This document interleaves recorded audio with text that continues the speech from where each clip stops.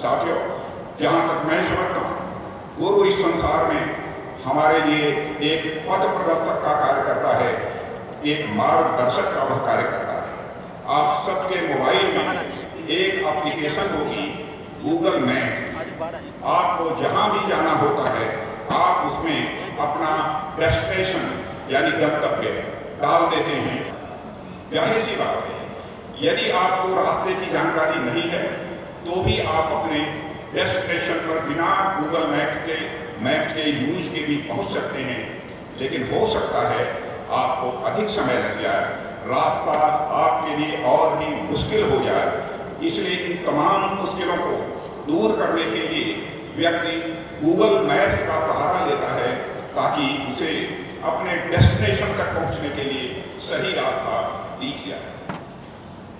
देवियों व सज्जनों, गुरु की भूमिका भी इसी प्रकार सदैव सही राह दिखाने वाली होती है और इस पथरीले संसार में, इस अनित्य संसार में वे हमें रास्ता बताते हैं ताकि हम परमात्मा तक हम पहुंच सकें।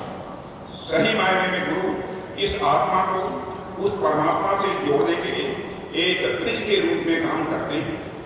गुरु हमें संसार के इस भाव सागर से निकालकर उस परम सत्ता तक पहुंचाने का काम करते हैं और सबसे महत्वपूर्ण, गुरु हमें हमारे धर्म का ज्ञान कराते हैं।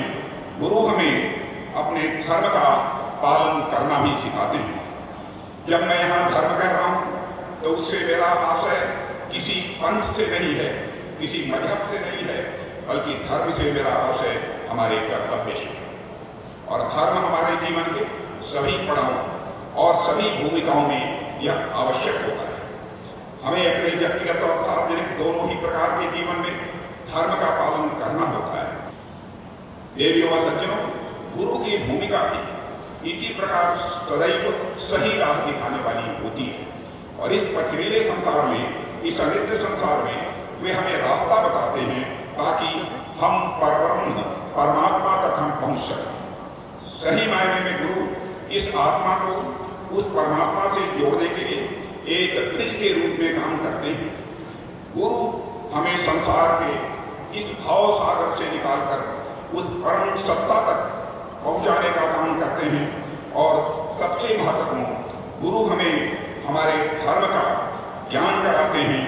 गुरु हमें अपने धर्म का पालन करना भी सिखाते हैं।